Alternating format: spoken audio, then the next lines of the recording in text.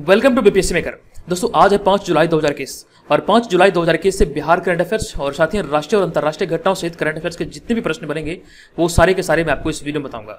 ये वीडियो आपके लिए बीपीएससी सहित Bihar SSC, Bihar SI, ESI, CDPO, Bihar police और वो तमाम परीक्षाएं जो खास करके बिहार में आयोजित होती है। अगर आप घर बैठे बिहार में आयोजित होने वाले इन सभी परीक्षाओं की तैयारी में लगे हैं तो यहाँ से आप अपनी तैयारी को बेहतर कर सकते हैं। और यहाँ पर चैनल पर अगर आपने पहली बार विजिट किया तो आपको बता दूं कि चैनल पर रोजाना करंट अफेयर्स का वीडियो अपलोड होता है और जनवरी से लेकर के अब तक ये कंटिन्यू चल रहा है। अगर आपने प्रीवियस वीडियो को नहीं देखा तो जाइए, प्लेलिस्ट बना हुआ है बिहार करंट अफेयर्स के नाम पे, आप वहां पर जाके सारे वीडियो को एक साथ देख सकते हैं। और रही बात पीडीएफ की, तो जनवरी, फरवरी, मार्च, अप्रैल, मई और जून ये पिछले 6 माह के करंट अफेयर्स का पीडीएफ का लिंक आपको इस वीडियो के डिस्क्रिप्शन में मिल जाएगा, आप वहां पर जाके इसे डाउनलोड कर सकते हैं।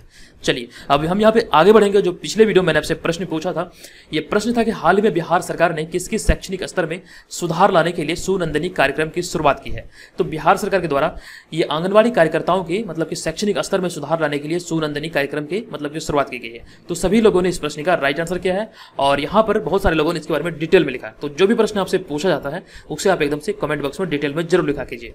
अब हम यहाँ पे आगे बढ़ते हैं और आपको एक जानकारी दे दूं कि जो इस चैनल के माध्यम से 67वीं बीपीएससी प्राइमरी परीक्षा और बीपीएससी सीडीपीओ इन दोनों परीक्षाओं के लिए जो पेड ग्रुप चल रहा है, तो पेड ग्रुप में आपको यहाँ पर कल जो पिछला संडे था, यहाँ पर आपको 26वां सेट प्रैक्टिस पेपर जो था वो आपको यहाँ पर पेड ग्रुप में दिया गया। तो जो लोग इसे अभी तक ज्वाइन नहीं कर पाए, ज्वाइन कीजिए। ऑलरेडी यहाँ पर 1100 से अधिक मेंबर इसे ज्वाइन कर चुके हैं और यहाँ पर इसमें पार्टिसिपेट कीजिए और इससे आपकी तैयारी बेहतर होगी, क्योंकि यहाँ पर जो टेस्ट सीरीज मिलता है वो आपको बेहतर क्वालिटी का मिलता है और सारे के सारे प्रश्न जो होते हैं वो विद एक्सप्लेनेशन होते हैं। इससे आपकी तैयारी बेहतर हो सकती है। और यहाँ पर इस पेड ग्रुप में टेस्ट सीरीज के अलावा बहुत सारे मटेरियल मिलते हैं जो कि आपके ये दोनों प्रतियोगी परीक्षाओं में घर बैठे तैयारी करने में बहुत ही ज्यादा हेल्प करेंगे।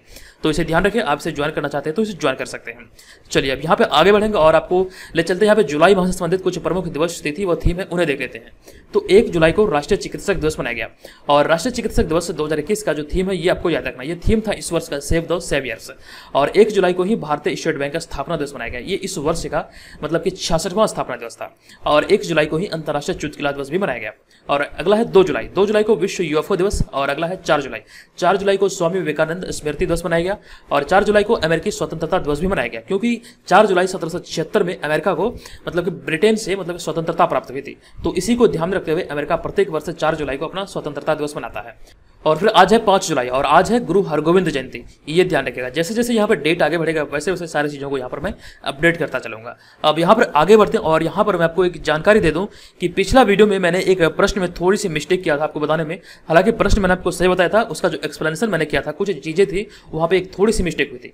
वहाँ पर मैंने एक प्रश्न बताया था जो कि कि लखीसराय जिले के स्थापना के बारे में था। अभी हाल ही में 3 जुलाई को लखीसराय जिले ने अपना 27वां स्थापना दिवस मनाया गया। लखीसराय जिले का जो स्थापना हुआ था ये 1994 में हुआ था 3 जुलाई को। अब यहाँ पे गलती हुआ था, जो लखीसराय जिले की, जब मैंने आपको यहाँ पर अन्य जिलों के साथ सीमा साझा के बारे में बता रहा था कि लखीसराय जिले कितने जिलों के साथ अपनी सीमा साझा करती है, तो उस विषय में यहाँ पे थोड़ी सी गलती ये हुई थी कि मैंने आपको बताया था 5 जिलों के साथ ये सीमा साझा करती है, लेकिन एक्चुअली में लखीसराय जिले 6 जिलों के साथ अपनी सीमा साझा करते हैं। इन 6 जिलों में अगर बात करें तो 1 जमुई, 2 मुंगेर, 3 बेगूसराय, 4 पटना, 5 नालंदा, 6 शेखपुरा। अब मुझसे गलती ये हुई थी, मैंने यहाँ पे नालंदा को काउंट नहीं किया था, ठीक है, ये गलती हुई थी। हालांकि उसमें इमेज थोड़ा छोटा था तो यहाँ पे मुझसे मिस्टेक हो गया था। अब एक प्रश्न मैंने आपको और भी बताया था जो कि पटना जिले से संबंधित था। पटना जिला की जो सीमा है ये 9 जिलों के साथ अपनी सीमा साझा करती है और ये प्रश्न बीपीएससी एग्जाम में पूछा गया, ये आपको ध्यान रखना है। पटना 9 जिलों के साथ अपनी सीमा को साझा करती है। चलिए अब हम यहाँ पे चलते हैं पहले प्रश्न को। एक एक करके मैं आपको सारे प्रश्न बताऊंगा और इनसे संबंधित जितने भी तथ्य होंगे वो सारे यहाँ पर डिस्कस करूंगा। तो आपको इस पूरे वीडियो को ध्यानपूर्वक देखना है और वीडियो के अंत में जो प्रश्न आपसे पूछा जाएगा उसका आंसर कमेंट बॉक्स में कमेंट करके देना है। चलिए आज का हमारा पहला प्रश्न है कि हाल ही में 5 जुलाई 2021 को राष्ट्रीय जनता दल कि राजद का स्थापना दिवस मनाया गया है। बताएं कि राजद का स्थापना कब किया गया था। तो राजद कि राष्ट्रीय जनता दल का जो स्थापना किया गया था ये 1997 में किया गया था। ऑप्शन नंबर सी यहाँ पर इस प्रश्न का सही उत्तर होगा। अब यहाँ पर इसके बारे में एक एक करके सारी चीजों को देखते हैं। यहाँ से बहुत सारे फैक्ट ऐसे हैं जो कि यहाँ से आपके प्रश्न बन सकते हैं एग्जाम में। तो राजद का गठन 5 जुलाई 1997 को लालू प्रसाद यादव के नेतृत्व में किया गया था और इस वर्ष 2021 में राजद अपने 25वें स्थापना दिवस या फिर कह सकते हैं सिल्वर जुबली के रूप में इसे मना रही है। ये आपको ध्यान रखना है। अब यहाँ पर कुछ चीजें हैं जो कि बहुत ही ज्यादा इंपॉर्टेंट है। तो पहला पॉइंट है कि लालू यादव ने पार्टी की स्थापना दिल्ली में की थी। नेक्स्ट है कि पार्टी की स्थापना के समय लालू यादव के साथ 17 लोकसभा सांसद और 8 राज्यसभा सांसद थे। और फिर यहाँ पे अगला पॉइंट है कि वे 1990 और फिर 1995 में बिहार के मुख्यमंत्री बने थे। आपको यहाँ पे ध्यान रखना है, वे 1990 से लेकर के 1997 तक बिहार के मुख्यमंत्री थे। 1995 में जो बने थे 1997 तक रहे थे। तो यानी कि आपको यहाँ पे कुल मिलाकर याद रखना है कि ये लालू प्रसाद यादव 1990 से 1997 तक बिहार के मुख्यमंत्री थे।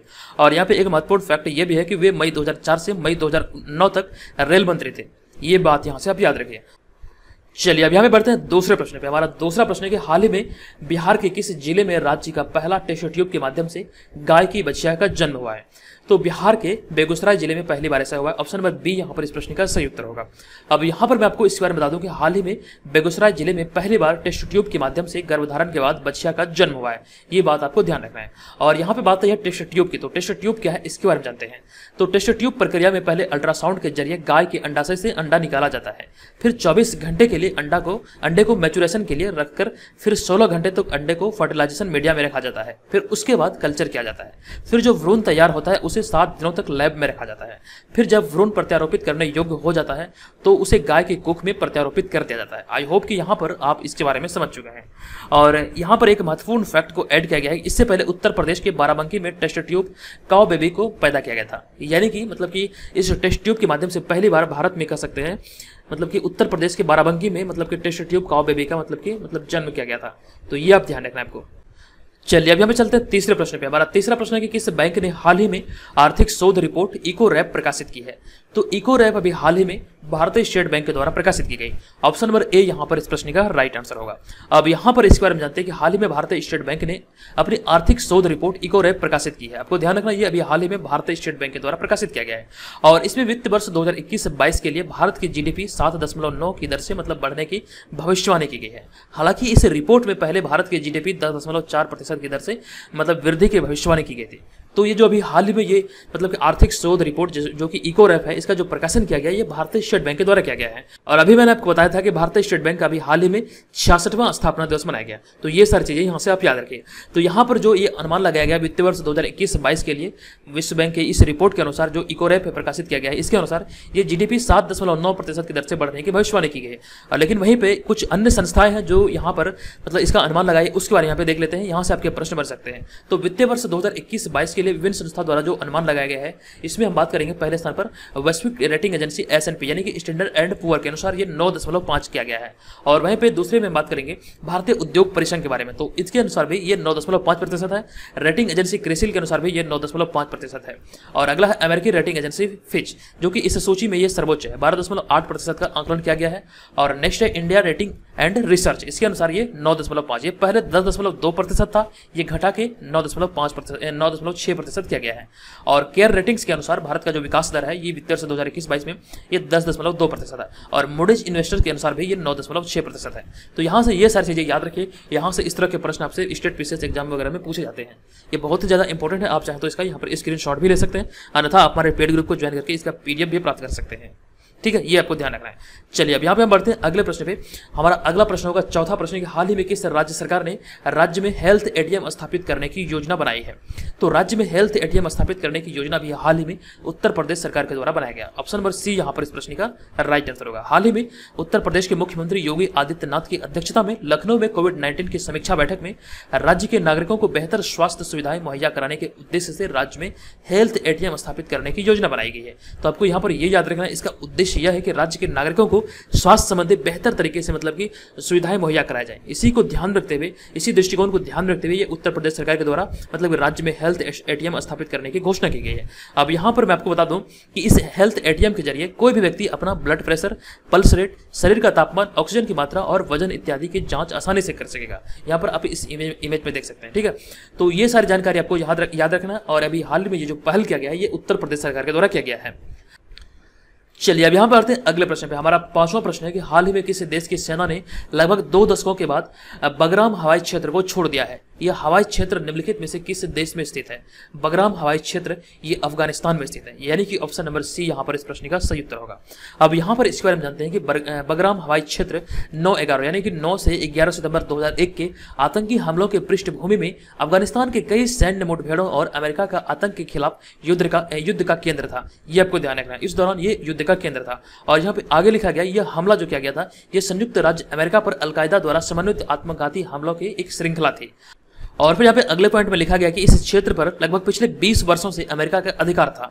अब हाल ही में इस बगराम हवाई क्षेत्र को अफगान राष्ट्रीय सुरक्षा और रक्षा बल को सौंप दिया गया है। ये प्रश्न बहुत ही ज्यादा इंपॉर्टेंट है, यहाँ से सारी जानकारी आप याद रखें, यहाँ से आपके प्रश्न बन सकते हैं। ठीक है, तो ऑप्शन नंबर सी यहाँ पर इस प्रश्न का राइट आंसर होगा। बगराम हवाई क्षेत्र ये अफगानिस्तान का हिस्सा है। चलिए अब यहाँ पे बढ़ते हैं अगले प्रश्न पे। हमारा अगला प्रश्न है, उत्तराखंड के मुख्यमंत्री तीरथ सिंह रावत ने हाल ही में अपना इस्तीफा निम्नलिखित में से किसे सौंपा है? तो अभी हाल ही में मुख्यमंत्री तीरथ सिंह रावत के द्वारा, जो कि उत्तराखंड के पूर्व मुख्यमंत्री थे, इन्होंने अपना इस्तीफा जो सौंपा है ये बेबी रानी मौर्य को सौंपा। ऑप्शन नंबर ए यहाँ पर इस प्रश्न का राइट आंसर होगा। अब यहाँ पर मैं आपको इसके बारे में बता दूं कि हाल ही में उत्तराखंड के मुख्यमंत्री तीरथ सिंह रावत ने मुख्यमंत्री पद से इस्तीफा दे दिया है और उन्होंने अपना इस्तीफा वर्तमान राज्यपाल बेबी रानी मौर्य को सौंपा है। और यहाँ पे आगे लिखा गया कुछ महत्वपूर्ण फैक्ट है। इस्तीफे के बाद भाजपा विधायक दल का नेता श्री पुष्कर सिंह धामी अब उत्तराखंड के नए और 11वें मुख्यमंत्री होंगे। आपको ये ध्यान रखना है, ये भाजपा विधायक दल के नेता है और ये उत्तराखंड के नए और 11वें मुख्यमंत्री होंगे। आप जो यहाँ पर इस इमेज में देख रहे हैं यही है पुष्कर सिंह धामी। और यहाँ पे आगे कुछ महत्वपूर्ण जानकारी लिखी गई है कि भारतीय संविधान का अनुच्छेद 164(1) के तहत मुख्यमंत्री को राज्यपाल द्वारा नियुक्त किया जाता है। आपको ध्यान रखना, यहाँ से आपके प्रश्न बन सकते हैं। अनुच्छेद 164 के तहत 164(1) के तहत मतलब किसी राज्यपाल के द्वारा संबंधित राज्य के राज्यपाल द्वारा मुख्यमंत्री की नियुक्ति किया जाता है। और यहाँ पे इसी में आगे लिखा गया है कि और अन्य मंत्रियों की नियुक्ति जो मुख्यमंत्री की सलाह पर राज्यपाल द्वारा की जाती है। तो ये सारी जानकारी यहाँ से आपको याद रखना है, ये सारे फैक्ट आपके लिए बहुत ही ज्यादा इंपॉर्टेंट है। उसके बाद चलते हैं अगले प्रश्न पे। अगला प्रश्न है, हाल में कौन सा railway station movable fresh water tunnel aquarium लगाने वाला भारत का पहला रेलवे स्टेशन बन गया है? तो इस प्रश्न का राइट आंसर होगा हमारा ऑप्शन नंबर बी, यानी कि KSR, यानी कि क्रांतिवीर संगोली रायन्ना रेलवे स्टेशन बेंगलुरु। इस प्रश्न का राइट आंसर होगा। अब यहाँ पर मैं आपको इसके बारे में बता दूं कि भारतीय रेलवे ने हाल ही में क्रांतिवीर संगोली रायन्ना रेलवे स्टेशन यानी कि KSR रेलवे स्टेशन बेंगलुरु पर movable fresh water tunnel aquarium की स्थापना की है। ये आप ध्यान रखिएगा। इसका जो राइट आंसर होगा ये होगा ऑप्शन नंबर बी, बेंगलुरु, इसका करेक्ट आंसर होगा। और यहाँ पे लिखा गया है कि इस प्रकार यह भारत का पहला रेलवे स्टेशन बन गया है जिसमें movable fresh water tunnel aquarium लगाया जा रहा है और इसका निर्माण यात्रियों के सुखद अनुभव के उद्देश्य से किया गया है। और यहाँ पे अगला पॉइंट लिखा गया है कि इसका निर्माण 1.2 करोड़ रुपए की लागत से किया गया है। तो ये सारी संबंधित जानकारी यहाँ से आप याद रखिए। ये भारत का पहला रेलवे स्टेशन ऐसा है जहां पर movable fresh water tunnel aquarium लगाया गया है और इसे लगाने का उद्देश्य बहुत सारा है, लेकिन उसमें प्रमुख उद्देश्य जो ये है ये कि मतलब यात्रियों को बेहद सुखद अनुभव देने के लिए किया गया और यहाँ से इसका इनकम भी मतलब स्रोत होगा ये। तो ये सारी चीज यहाँ से आप याद रखिए। चलिए बढ़ते हैं अगले प्रश्न पे। हमारा अगला और 8वां प्रश्न है, हाल ही में किसके द्वारा आवश्यक रक्षा सेवाओं में संलग्न व्यक्ति द्वारा किसी भी आंदोलन या फिर हड़ताल किए जाने पर पूर्णतः रोक लगाने के लिए एक अध्यादेश जारी किया गया है? तो अभी हाल ही में ये अध्यादेश केंद्र सरकार के द्वारा जारी किया गया। ऑप्शन नंबर सी यहाँ पर इस प्रश्न का सही उत्तर होगा। अब यहाँ पर मैं आपको इस प्रश्न के बारे में विस्तार से बता दूं कि हाल ही में केंद्र सरकार ने आवश्यक रक्षा सेवाओं में संलग्न व्यक्ति द्वारा किसी भी आंदोलन या फिर हड़ताल किए जाने पर पूर्णतः रोक लगाने के लिए एक आवश्यक अध्यादेश जारी किया गया है। अब यहाँ पे आगे लिखा गया है, इस आवश्यक रक्षा मतलब अध्यादेश 2021 के मुताबिक कोई भी व्यक्ति जो कि अध्यादेश के तहत अवैध हड़ताल का आयोजन करता है अथवा इसमें हिस्सा लेता है तो उसे 1 वर्ष की अवधि के लिए कारावास या फिर 10,000 रुपये तक का जुर्माना अथवा दोनों सजा का प्रावधान है। तो ये आपको ध्यान रखना है। यहाँ से कई सारे प्रश्न आपके निकल कर सामने आ सकते हैं। सबसे पहले आपको ध्यान रखना है ये केंद्र सरकार के द्वारा यह भी अध्यादेश जारी किया गया। इस अध्यादेश को आवश्यक रक्षा सेवा अध्यादेश 2021 के नाम से जाना गया और यहाँ पर आपको सजा का प्रावधान जो किया गया वो आपको याद रखना है। कोई भी व्यक्ति जो कि मतलब कि किसी सेवा में संलग्न है, अगर वो सरकारी कर्मचारी है, कोई सेवा में संलग्न है, तो इस दौरान ये अध्यादेश जारी होने के बाद अब ये मतलब किसी भी प्रकार के मतलब आंदोलन में हड़ताल में शामिल होते हैं या फिर मतलब इसका नेतृत्व करते हैं तो मतलब इसके तहत यहाँ पे सजा का प्रावधान किया गया है। तो ये सारी कुछ डिटेल इन्फॉर्मेशन है, यहाँ पर आप सारी चीजों को देख सकते हैं। चलिए अब यहाँ पे बढ़ते हैं अगले प्रश्न पे। हमारा अगला प्रश्न 9वां प्रश्न है कि भारतीय राष्ट्रीय सुरक्षा सलाहकार ने 21 भारतीय तटरक्षक जहाज को हाल ही में संचालित किया है जो कि 105 मीटर अपतटीय गश्ती जहाजों की श्रृंखला में तीसरा है और इस जहाज का जो नाम है ये तटरक्षक जहाज जो है इसका नाम है सजग, यानी कि ऑप्शन नंबर ए यहाँ पर इस प्रश्न का सही उत्तर होगा। अब यहाँ पर मैं आपको इसके बारे में बता दूं कि भारतीय राष्ट्रीय सुरक्षा सलाहकार यानी कि NSA ने हाल ही में भारतीय तटरक्षक यानी कि IGC जहाज सजग को संचालित किया है जो कि 105 मीटर अपतटीय गश्ती जहाजों की श्रृंखला में तीसरा है। ये बहुत ही इंपॉर्टेंट प्रश्न है, ये आपको ध्यान रखना है। और यहाँ पे बात आपको ये भी याद रखना है कि इसका निर्माण गोवा शिपयार्ड लिमिटेड द्वारा किया गया है और यह उन्नत तकनीक जो कि संचार उपकरण, नेविगेशन मशीनरी और सेंसर से लेस होगा। तो ये सारी जानकारी यहाँ से आप याद रखिए। उसके बाद चलते हैं नेक्स्ट प्रश्न पे। हमारा अगला प्रश्न है कि किस राज्य सरकार ने हाल ही में क्लाउड आधारित स्वास्थ्य देखभाल सूचना प्रबंधन प्रणाली यानी कि HIMSS को अगले 1 वर्ष में शुरू करने की घोषणा की है? तो ये भी हाल ही में शुरू करने की जो घोषणा की गई ये दिल्ली सरकार के द्वारा किया गया। ऑप्शन नंबर सी यहाँ पर इस प्रश्न का सही उत्तर होगा। अब यहाँ पर आपको इसके बारे में बता दूं कि हाल ही में दिल्ली सरकार ने क्लाउड आधारित स्वास्थ्य देखभाल सूचना प्रबंधन प्रणाली यानी कि HIMSS को अगले वर्ष 2022 तक शुरू करने की घोषणा की है। ये घोषणा भी हाल में दिल्ली सरकार के द्वारा किया गया है और दिल्ली सरकार की इस महत्वाकांक्षी स्वास्थ्य परियोजना के तहत दिल्ली के सभी निवासियों के नाम पर स्वास्थ्य कार्ड जारी करेगी और इसके जरिए सरकार द्वारा विशेष सर्वेक्षण किया जाएगा और इस प्रणाली में सबसे महत्वपूर्ण विशेषता यह होगी कि पूर्णतः क्लाउड आधारित और डिजिटल होगी और ये सारी जानकारी यहाँ से याद रखिए। ये दिल्ली के सारे निवासियों का यहाँ पर मतलब कि डेटा रखा जाएगा। ये पूर्णतः क्लाउड बेसिस होगा, ये मतलब कि ऑनलाइन स्टोर होगा। कहने का सीधा सीधा तात्पर्य है जो भी मतलब यहाँ पर मतलब कि स्वास्थ्य कार्ड बनेगा वो सारी जानकारी जो मतलब कि इसके जो मतलब उपयोगकर्ता होंगे वो सारी जानकारी यहाँ पर मतलब कि डिजिटल फॉर्मेट में या फिर कह सकते हैं क्लाउड में ये सेव होकर रहेंगे। और ये पूरी तरह से जो प्रक्रिया होगी ये डिजिटल होगी। और इसके लिए अभी एक विशेष प्रकार का सर्वेक्षण किया जाएगा और इसे शुरुआत करने का जो मतलब घोषणा किया गया है ये अगले वर्ष तक ये शुरुआत करने की घोषणा की गई है। तो ये सारी जानकारी यहाँ से आप याद रखें। ये घोषणा भी हाल ही में दिल्ली सरकार के द्वारा किया गया है। अब हम यहाँ पे बढ़ते हैं अगले प्रश्न पे। हमारा अगला प्रश्न होगा कि हाल ही में भारत में अमेरिका के नए राजदूत के रूप में किसे नियुक्त किया गया है।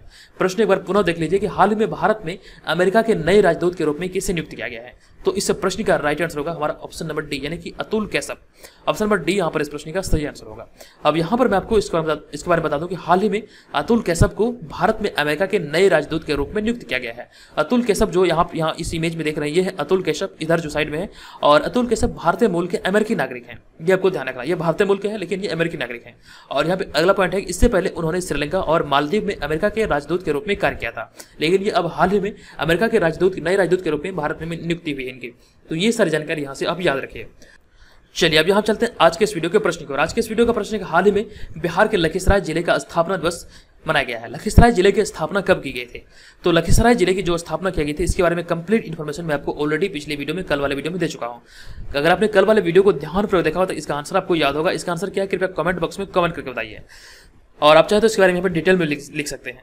दोस्तों आज वाले वीडियो में मैं आपको थोड़ी जानकारी कम दे पाया, डिटेल में नहीं बता पाया क्योंकि कुछ परेशानी थी जो कि मैं मतलब बहुत ज़्यादा परेशान था, बहुत ज़्यादा दिन भर परेशान था, जिस वजह से मैं टाइम अच्छा तरह से नहीं मिल पाया। लेकिन फिर भी मैं आप लोगों के लिए वीडियो लेकर आया हूँ। तो प्लीज़ आप लोगों से हाथ जोड़ के रिक्वेस्ट है वीडियो को लाइक कीजिएगा और चैनल को जरूर सब्सक्राइब कीजिएगा। बहुत मेहनत के बाद आज का वीडियो तैयार हुआ है क्योंकि मैं बहुत दिन भर मैं परेशान था, तो ये रात भर जाके मैं ये वीडियो को तैयार किया हूँ। तो प्लीज़ आप लोग वीडियो को लाइक जरूर कीजिएगा, ठीक है। तो दोस्तों आज के इस वीडियो में इतना ही, मिलेंगे नेक्स्ट वीडियो में, तब तक के लिए धन्यवाद। जय हिंद।